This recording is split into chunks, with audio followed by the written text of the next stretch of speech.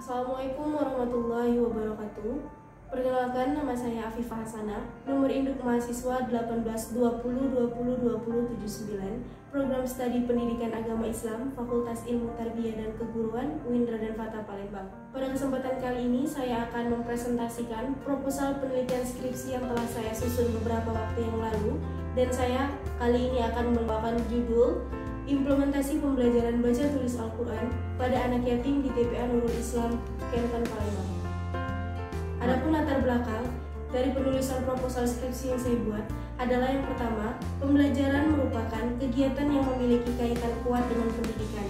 Sedangkan pendidikan adalah usaha dasar dan terencana untuk mewujudkan suasana belajar dan proses pembelajaran agar peserta didik secara aktif mengembangkan potensi yang ada pada dirinya. Seperti yang termuat dalam Undang-Undang Nomor 20 Tahun 2003 yang membahas mengenai sistem pendidikan nasional, pada bab 2 pasal 3 berbunyi, pendidikan nasional berguna membangun kecakapan dan menciptakan karakter yang etis dalam rangka mencerdaskan kehidupan bangsa, bermaksud untuk membangun kemampuan peserta didik agar menjadi manusia yang beriman dan bertakwa pada Tuhan Yang Maha Esa, berakhlak mulia, sehat, berilmu, cakap, inovatif, mandiri, dan menjadi warga negara yang demokratis serta bertanggung jawab.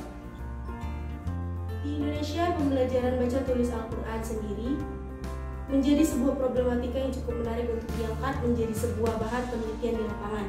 Mengingat pembelajaran baca tulis Al-Quran ini juga telah mengalami perubahan dan pembaruan yang signifikan dan berpengaruh besar khususnya di dunia pendidikan atau tarbiyah. Dijelaskan pula pada pasal 50 telah mengamanahkan tentang jenis, tujuan, kurikulum, dan kriteria pendidik pada pendidikan Al-Quran. Petunjuk pelaksanaan ini ditetapkan sebagai hukuman aturan tentang pendidikan Al-Quran secara rinci, yaitu tentang tujuan pendidikan Al-Quran, penyelenggaraan pendidikan, jenis, kurikulum, proses dan pembelajaran peserta didik, pendidik dan tenaga pendidikan, sarana prasarana, pengelolaan pendidikan, pembiayaan, penilaian dan kelulusan, akreditasi, pembinaan dan evaluasi, serta tentang prosedur pendaftaran dan penutupan lembaga pendidikan Al-Quran. Seperti keputusan Peraturan Menteri Agama di nomor 13 tahun 2012 tersebut menjadi dasar pedoman dan acuan penyelenggaraan pembelajaran baca tulis Al-Quran yang relevan dengan judul peneliti. Adapun identifikasi masalah dari permasalahan ini itu ada 3. Yang pertama, implementasi pembelajaran yang dilakukan, khususnya baca tulis Al-Quran yang mengalami perkembangan pesat ternyata tidak dialami oleh setiap anak. Yang kedua, daya tangkap anak yatim pada pembelajaran baca tulis Al-Quran dinilai kurang optimal. Yang ketiga, fungsi orang tua sebagai media pendorong keberhasilan belajar anak dinilai sangat penting.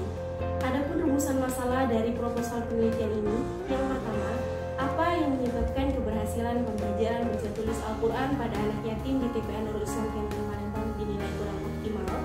Yang kedua, bagaimana penggunaan teknik pembelajaran yang tepat untuk digunakan dalam pembelajaran baca tulis Al-Quran di TPA Nurul Islam Kenten Palembang.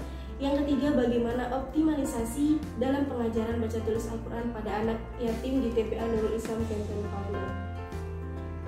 Adapun tujuan penelitian ini, yang pertama adalah untuk mengetahui apa yang menyebabkan keberhasilan baca tulis Al-Quran pada anak yatim di TPA Nurul Islam Kenten Palembang dinilai kurang optimal. Yang kedua, untuk mengetahui bagaimana penggunaan teknik pembelajaran yang tepat untuk digunakan dalam pembelajaran baca tulis Al-Quran pada anak yatim di TPA Nurul Islam Kenten Palembang.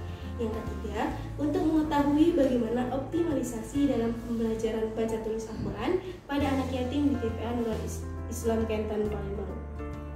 Adapun manfaat penelitian dari proposal penelitian ini terdapat 3. Yang pertama, memberikan manfaat pada peserta didik sendiri, khususnya pada anak yatim dalam pembelajaran baca tulis Al-Quran agar lebih optimal penerapannya.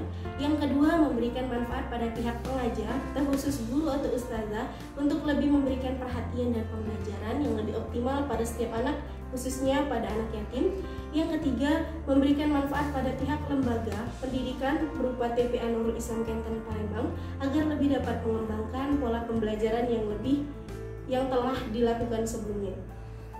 Adapun variabel penelitian dari proposal penelitian ini adalah peneliti menggunakan satu variabel atau satu premis, yaitu implementasi pembelajaran baca tulis Al-Quran pada anak yatim di TPA Nurul Islam Kenten Palembang.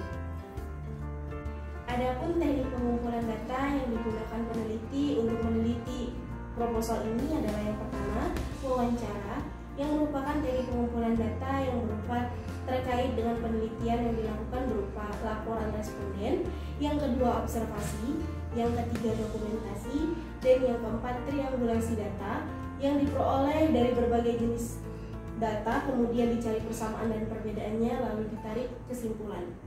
Baik, mungkin itu saja presentasi dari proposal penelitian yang telah saya buat. Semoga dapat bermanfaat untuk semuanya. Saya akhiri. Belajar berjuang bertakwa, zikir, fikir, dan amal soleh. Wallahul muwaffiq ila aqwamit thoriq. Wassalamualaikum warahmatullahi wabarakatuh.